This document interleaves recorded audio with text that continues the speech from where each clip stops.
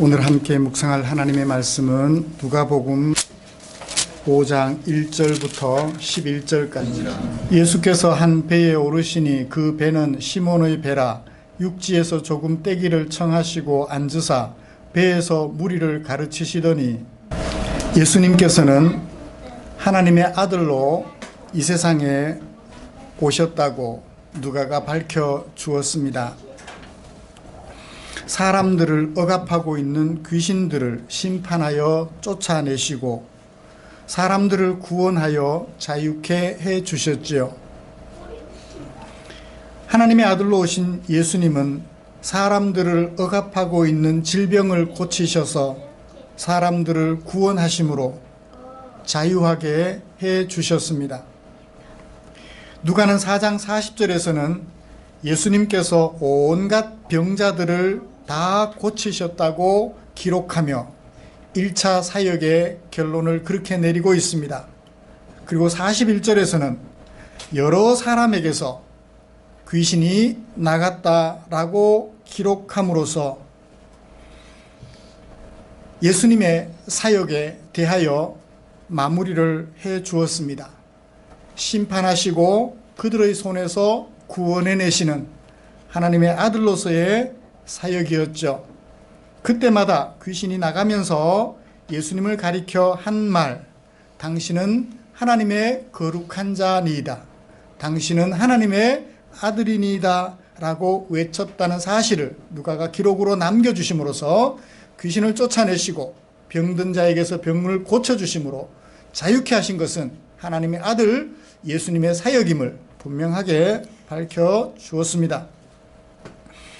여러분, 지난 한 주간 동안 하나님의 아들로서 이 땅에 오신 우리 구주 예수님과 동행하셨는가요? 질병과 귀신으로 대표되는 각종 억압으로부터 우리를 구원해 주신 그 예수님과 동행하시면서 얼마나 행복하셨습니까?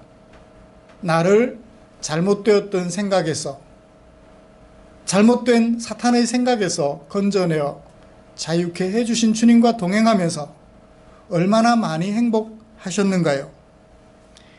동행하여 주신 하나님께 감사드리며 예배하려는 우리를 위하여 하나님께서는 오늘 누가복음 5장 1절부터 11절까지 말씀을 주셨습니다.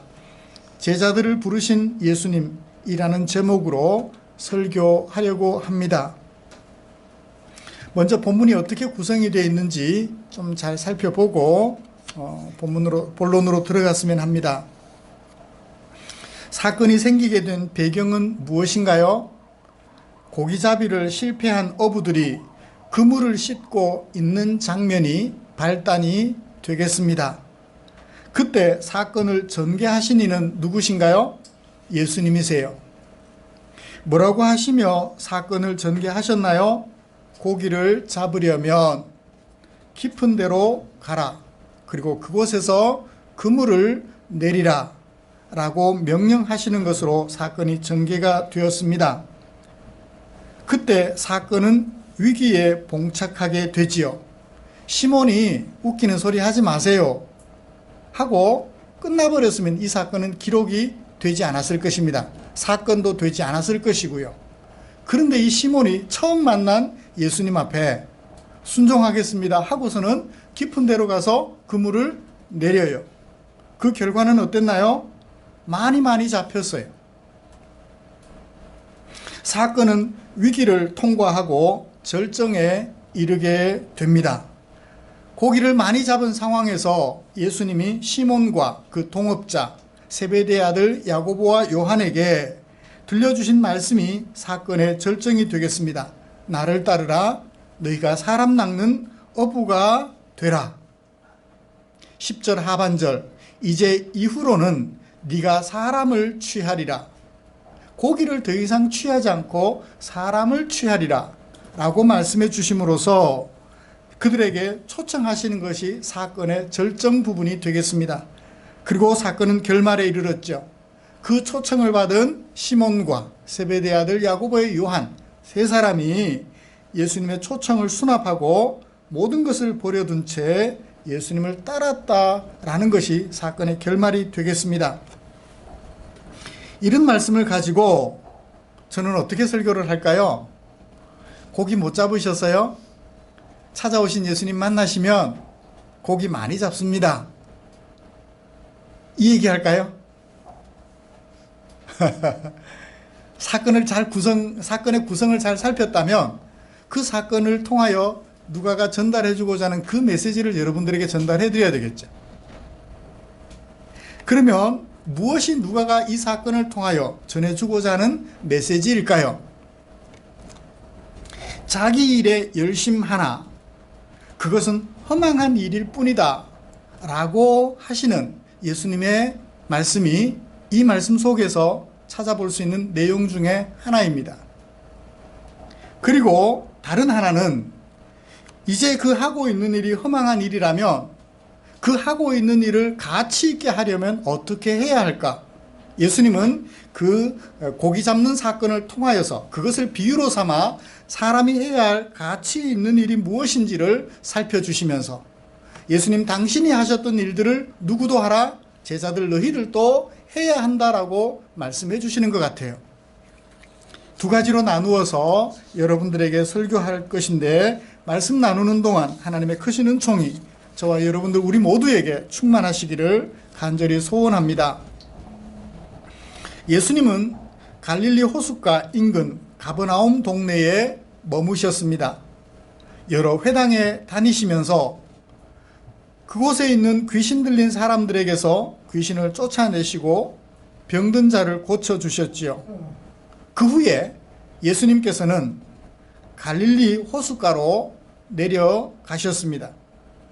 그곳에서 오늘 예수님은 누구를 만나셨나요? 시몬과 세베대의 아들 야고보와 요한, 세 사람은 동업자라고 소개하고 있습니다. 이 세 사람을 만나셨지요. 그들은 무엇을 하고 있었나요? 밤새도록 고기잡이를 실패한 후에 낙심한 마음이었을지도 모르겠습니다만 그물을 싣고 있었던 그들이었습니다. 2절에 보시면 어부들은 배에서 내려서 그물을 싣고 있었다 그렇게 얘기를 하고 있습니다. 그들은 고기잡이 후에 그물을 싣고 있었지요. 왜요? 그날은 고기잡이를 허탕쳤기 때문입니다.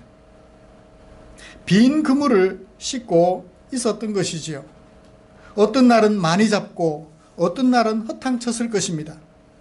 그러나 그들은 그렇게 그동안 가솔들을 건사해 왔습니다. 많이 잡으면 많이 잡는 대로, 적게 잡으면 적게 잡는 대로 가족들을 부양하며 살아왔죠. 여러분, 세상에는 모든 사람들이 이렇게 세월을 낚으며 살아가는 사람들이 가득합니다. 모두가 다 그래요. 그 중에 어떤 이는 진짜 세월을 낚는 사람들이 있어요. 일이 목적이 아니라 그 일을 통하여 벌어들인 수익으로 정말 즐기며 사는, 세월을 낚으며 사는 사람들이 있어요. 또 어떤 사람들은 세월을 낚되 더 많은 수확을 올려 살아가려고 몸부림치는 사람들이 있어요. 이런 사람들은 밤잠도 제대로 자지 않습니다. 신발이 1년에 너댓 컬레씩은 떨어져요. 얼마나 많이 다니는지, 얼마나 많이 움직이는지. 그래요. 이 세상에는 이런 두 종류의 사람들로 가득한 것 같아요. 어떤 사람들은 더 많은 수확을 얻으려고 어구를 새로 장만하며 성공적으로 어획골을 올리려고도 합니다. 어떤 사람들은 머리를 잘 활용해요. 그래서 어군 탐지기를 개발합니다. 어디 가면 고기가 때를 이루어 있다는 게 눈에 보이는, 물속의 고기들의 모양이 눈에 보이는 어군 탐지기를 개발해서 더 많이, 더 성공적으로 어획골을 올리려고 몸부림치는 사람들도 있습니다. 그 자체로는 가치 없는 일이 아니겠지요. 어획골을 많이 올려서 집 지을 땅을 삽니다. 그리고 그 땅에다 집을 아름답고 크게 짓습니다. 그 자체로 가치 없는 일은 아닐 것입니다. 그러나 많은 어획골을 올리는 것이나 그날처럼 고기잡이에 실패를 했더라도 가족들의 생계를 꾸려가는 일에는 아무런 문제가 없어요. 똑같이 하루 3끼 밥 드시고 살지 5끼, 6끼 먹는 사람은 없잖아요. 그러면 문제가 되죠. 어획고의 양에 따라, 수익의 양에 따라 좀 편하고 편하지 못하는 차이는 있을 거예요. 사람들은 이처럼 조금 더 편리하고 조금 더 안정된 생활을 위하여 목숨을 걸고 일해요. 밤잠을 설칩니다. 하루 24시간이 아까워요. 그래서 25 25 24시간이 모자라서 25시간 일하겠다는 거예요.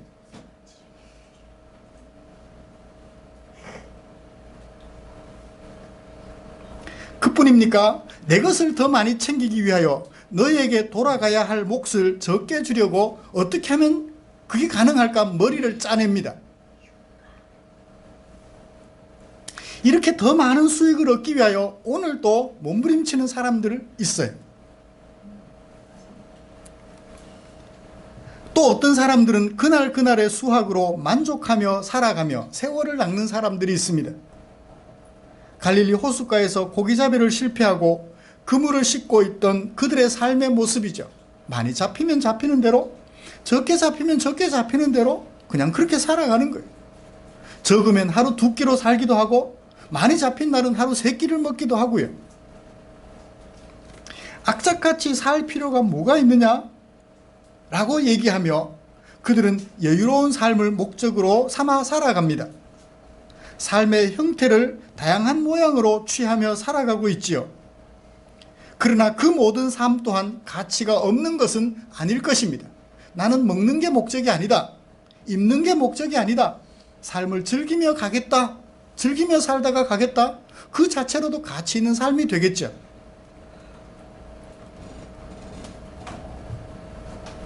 이렇게 세상에는 세월을 낚으며 살아가는데 두 종류의 사람들이 가득해요. 두 종류의 사람들로 가득합니다. 그러나 단언컨대 이 모든 삶, 그 모든 삶은 가치가 없다고 단언하고 싶어요.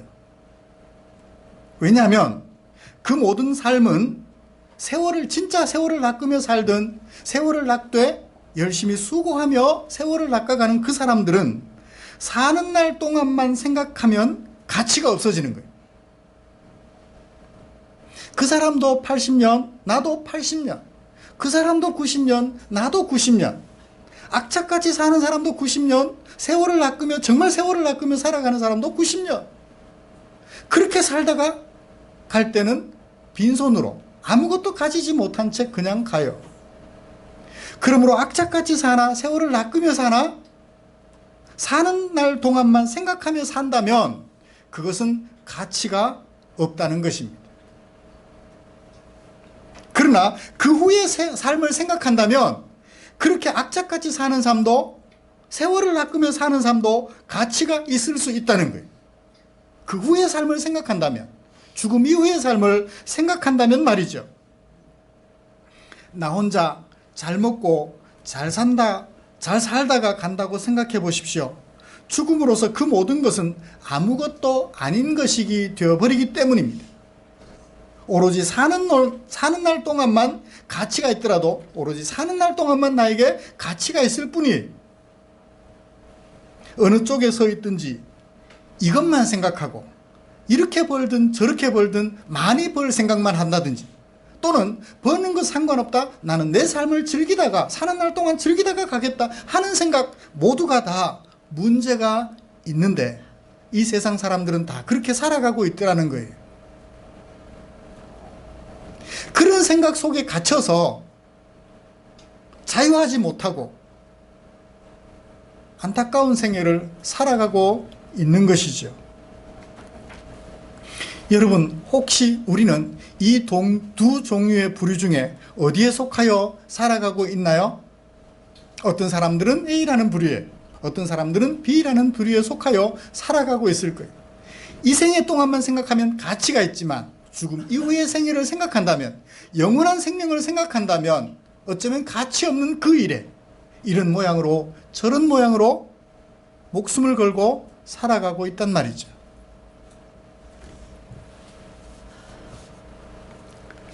오늘 예수님께서 찾아간 사람들은 어떤 사람?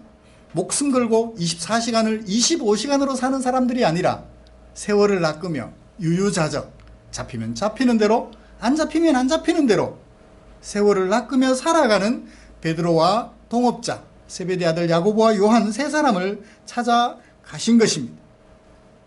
악착같이 일하여 25시간 사는 사람들 찾아가지 않고 이 사람들을 찾아왔어요. 그리고 예수님께서 그들에게 말씀하셨습니다. 고기를 잡고 싶으면 깊은 데로 가라고. 여러분, 베드로는 갈릴리 호숫가에서 잔뼈가 굵은 사람이에요. 어느 시간, 어느 장소에서 고기를 잡아야 고기를 많이 잡는다는 것 경험적으로 알고 있을까요? 모를까요? 알고 있어요. 물론 물속 보이지 않는 깊은 곳이라 자세하게는 알 수 없지만 경험상 이 시간에 여기 가서 이 시간에 저기 가서 그물을 던져본 결과 이러하더라 대략 짐작을 하고 있을 거예요. 그런데 그에게 예수님께서 말씀하셨어요. 고기를 잡고 싶으면 깊은 데 가라고요. 그리고 고기를 잡고 싶으면 그곳에서 그물을 내리라고 말씀하셨습니다. 결국 순종한 베드로는 많은 어획골을 올렸죠. 주변 사람들을 불러서 그들의 도움을 받아야 할 정도로 많은 고기가 잡혔어요. 여기까지만 읽으면 예수님 만나면 부자가 될 수 있습니다 라고 말을 할 수 있어요. 예수님께서는 베드로와 그 동업자, 시몬과 그 동업자 두 사람에게 왜 이런 명령을 하셨을까요? 왜 그런 지시를 하셨을까요? 그 뒤에 뭔가를 말하기 위해서 그 일을 하신 거예요. 그 말씀을 하신 거예요. 근데 그 뒤에 말하는 것은 떼버리고 앞에 것만 얘기하면 누가가 이 사건을 기록한 의도는 완전히 없어져 버리겠죠. 시몬과 세베대 아들 야고보와 요한을 부르시는 것은 그것에 대하여 다른 복음서 저자들은 아주 간략하게 기록해놨어요. 누가만큼 상세하게 기록하지 않고 있습니다. 누가가 다른 저자들과 달리 상세하게 기록하여 우리 독자들에게 전해주려 하는 데오빌로 각하를 포함하여 독자인 우리들에게 전해주고자 하는 메시지를 놓쳐버리는 거죠. 왜 그런 지시를 하였으며 왜 그렇게 많은 고기를 잡게 하셨을까요? 그 후에 나타난 결과를 보면 짐작할 수 있겠죠. 예수님께서 고기잡이에 실패한 시몬과 그 일행들에게 그들이 해야 할 참된 일을 하도록 자극하기 위하여 그런 경험을 하게 하셨던 것입니다. 예수님께서 그들에게 무엇을 자극하기 위하여 시몬과 그 일행에게 이런 지시를 내리셨을까요? 그 결과가 5장 8절에 나와 있습니다. 많은 고기를 주변 사람들의 도움을 받아 거둬들인 시몬이 예수님 앞에 엎드려서 그리고 말을 합니다. 무슨 말을 했나요? 주여 나를 떠나소서 나는 죄인이로소이다.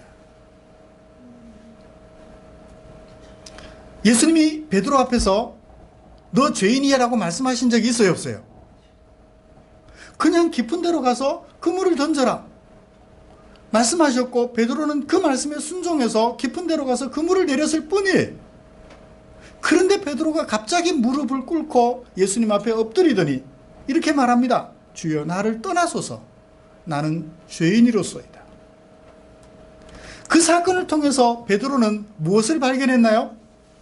자신의 정체성을 발견한 겁니다. 지금까지 시몬 베드로가 예수님에 대하여 소문을 전혀 듣지 못하지는 않았을 것입니다. 왜요? 왜요? 사장에 가면 베드로의 장모가 열병을 앓고 있었는데 예수님이 시몬의 집에 가셨을 때 어떻게 하셨어요? 그 열병에 걸린 장모를 고쳐주시고 고쳐주자 그 순간 열병을 앓던 장모가 벌떡 일어나서 건강해져서 어떻게 했어요? 예수님과 제자들 일행에게 수종들더라. 이미 그 일들을 통하여 예수님을 보고 있었는데 지금까지는 단지 그 사건만을 통해서는 시몬이 예수님을 누구로 발견하지 못한 거예요? 하나님의 아들로 발견하지 못한 거죠.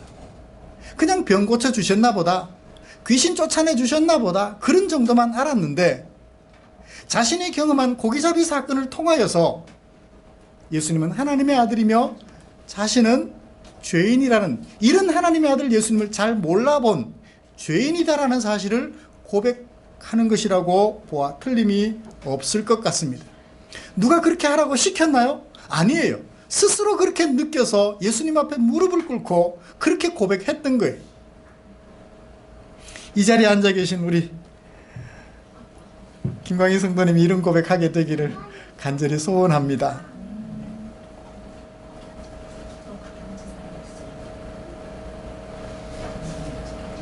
누가 시키지도 않았는데 베드로 스스로 그 예수님 앞에서 예수님께서 하셨던 그 말씀을 듣고 순종하면서, 당신이 하나님의 아들이신데 하나님의 아들이심을 알아보지 못했습니다. 나는 죄인입니다. 나를 버려두고 떠나가십시오.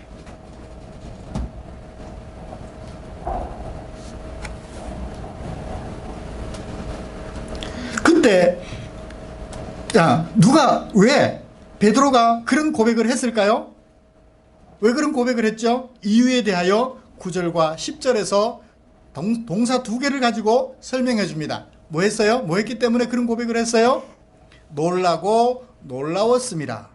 놀랐습니다. 놀라고 놀라가지고 예수님이 하나님의 아들이심을 알지 못하고 예수님을 하나님의 아들로 인정하지 못하고 살았습니다. 나는 죄인입니다라고 고백을 하였던 것으로 보입니다. 자기들이 경험한 그 일을 통하여서 놀라고 놀라서 예수님을 하나님의 아들로 인정하지 못한 그것을 죄인으로 생각하여 나를 떠나달라고 말했던 것이죠.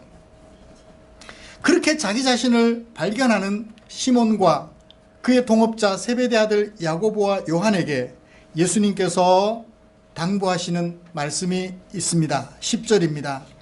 무서워하지 마라. 너는 무서워하지 마라. 놀라지 마라. 겁먹지 마라. 이제 후로는 네가 사람을 취하리라. 지금까지는 무엇을 취했나요? 고기를 취했어요. 지금까지는 고기를 취했는데 그 고기 취하던 것을 비유로 사용하여 고기를 취하듯 이제는 누구를 취해요? 사람을 취하게 될 거다 라고 말씀을 하십니다. 사람을 낚는다는 말은 어떤 의미일까요? 예수님처럼 사람들을 그 억압된 사슬에서 벗어나 구원을 얻도록 도와주라는 말일까요? 사람이 직접 예수님처럼 그렇게 할 수는 없습니다. 우리가 예수님처럼 포로되어 살아가는 사람들로 하여금 자유를 얻게 할 수는 없어요. 내가 귀신을 쫓아낼 수 없습니다. 내가 병을 고쳐줄 수 없어요.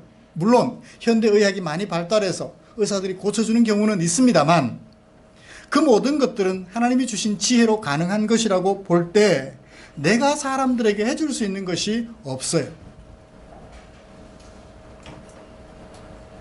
그러면 어떻게 하면 사람을 취할 수 있을까요?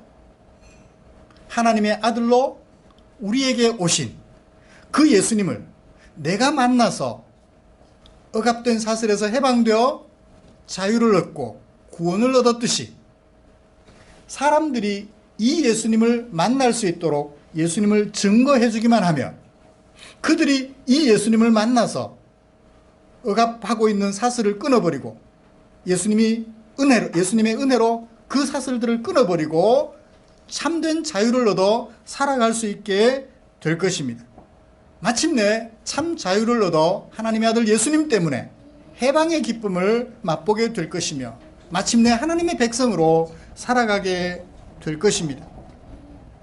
시몬과 동업자들은 이런 예수님의 초청에 대하여 어떤 반응을 보였습니까? 11절, 그들이 배들을 육지에 대고 모든 것을 버려두고 예수를 따르니라. 예수님을 따르는데 부자 되려고 따랐죠?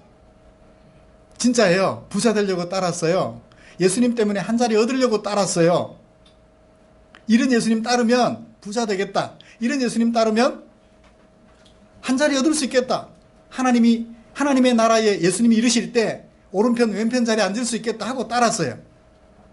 예수님 십자가 죽으심과 부활 사건 경험한 후에 우리가 지금 허망한 방식으로 예수님을 따랐다라고 회개하지만 지금은 일단 예수님을 그런 식으로 따랐어요. 그렇지만 예수님께서 제자들에게 이 시몬과 야고보와 요한에게 들려주고자 하셨던 말씀은 부자되라고 따른 것이 아니라 뭐라고? 사람들을 취하여, 억압된 상태에 살아가는 그 사람들을 취하여 자유케 하는 그 예수님을, 하나님의 아들을 증거하여 그 예수님을 만나도록 도와주는 그 일에 매진하는 사람들이 되라고 초청하였으며, 그들이 따랐을 때는 그런 목적으로 따랐음을 보여주는 것이라고 여겨집니다. 말씀을 마치겠습니다. 사랑하는 성도 여러분, 오늘 예수님께서는 우리들에게 말씀하셔요. 열심히 고기를 잡으라고요. 베드로와 야고보와 요한은 고기잡이 일을 다 내버려 두고 예수님을 전적으로 따랐어요. 다시 말하면 풀타임에 따르는 자, 디사이플이 된 거죠. 풀타임의 제자들이 된 것입니다. 다 그렇게 하면 어떻게 해요? 다 풀타임 워커가 될 수는 없죠. 풀타임으로 일할 사람들이 될 수는 없어요. 다시 말하면 풀타임으로 예수를 증거하는 전도인의 삶을 살 수는 없다는 것입니다. 어떻게 해요? 정말 풀타임에 전 시간 모든 것을 다 바쳐서 사람들을 취하는 사람이 되려면 어떤 사람들은 전도인으로, 어떤 사람들은 여전히 고기잡이로, 어떤 사람들은 이제 업종이 많이 바뀌어서 말 키우는 일로, 어떤 사람들은 무슨 일로? 또 다른 일들로 그 일을 하면서 그 일과 관계되는 사람들에게 누구를 증거해요? 예수님을 증거하는 거죠. 의사들은 어떤 일로? 병 고쳐주는 일로. 판검사는 어떤 일로? 돈이 없어 재판을 제대로 받지 못하는 사람들이 재판을 제대로 받을 수 있으며, 법을 알지 못하여 재판을 제대로 받지 못하는 사람들이 법을 제대로 알고 제대로 판결을 받을 수 있도록 도와주는 그 일로 만나는 사람들이 예수님을 알 수 있도록 소개해주고, 그 사람들이 예수님을 받아들여 억압하고 있던 그 사슬을 끊어버리고 예수님 때문에 참 자유를 얻어 하나님의 백성으로 살아가도록 도와주는 그 일을 누구든지 할 수 있을 것입니다. 그런 의미에서 예수님께서는 우리에게 앞으로는 사람을 취하는 사람이 되라, 일의 노예가 되는 사람들이 되지 말고 그 일을 통하여 무엇을 취하라? 사람을 취하는 사람이 되라고 초청하고 계시는 것입니다. 이런 초청을 저만 따랐을까요? 여러분들도 따를 수 있다고요. 관계되는 그 일과 하시는 일과 관계되는 사람들에게 내가 믿는 예수님을 소개하여 참 자유, 참 구원을 얻어 살아갈 수 있도록 예수님을 증거하는 증인으로서의 삶을 살고 증인으로서 말을 하기만 한다면 여러분들 때문에 예수님을 만난 그들이 참된 자유를 얻게 될 것이며, 예수님이 우리를 부르신 목적, 사람을 취하는 사람으로서 온전한 삶을 살게 될 것이라 믿어 의심치 않습니다. 그 일에 매진하는 저와 여러분들이 되었으면 간절한 마음으로 기대합니다. 기도하겠습니다. 하나님 아버지, 고맙습니다. 오늘 예수님께서 열심히 사역하시던 중에 잠시 사역을 접으시고 제자들을 불러 그들로 하여금 예수님이 하시는 일을 함께 할 수 있도록 초청하시는 장면을 살펴보았습니다. 시몬과 야고보와 요한 세 사람을 불러 사람을 취하는 사람이 되게 하셨던 예수님, 오늘 우리도 불러 일의 노예가 된 사람들이 아니라 그 일을 통하여 사람을 취하는 사람이 되라고 부르시는 주님의 초청을 우리의 가슴에 담아 봅니다. 하나님 아버지, 유유자적 정말 세월을 낚으며 일을 하든 24시간을 25시간처럼 일을 하든 그 일을 통하여서 관계되는 사람들에게 내가 만난 예수님을 이런 모양 저런 모양으로 소개해 주어서 그들로 하여금 내가 예수님 때문에 하나님의 백성 되었듯 그들 또한 예수님 때문에 하나님 백성 되어 살아가도록 도와주는 사람 취하는 자들이 될 수 있도록 은혜 내려 주시옵소서. 오늘의 이 결심이 단순한 결심이 아니라 영원토록 우리의 마음을 붙잡고 흔드는 아름다운 결심이 되게 하여 주시옵소서. 예수님의 이름으로 기도드리옵나이다. 아멘.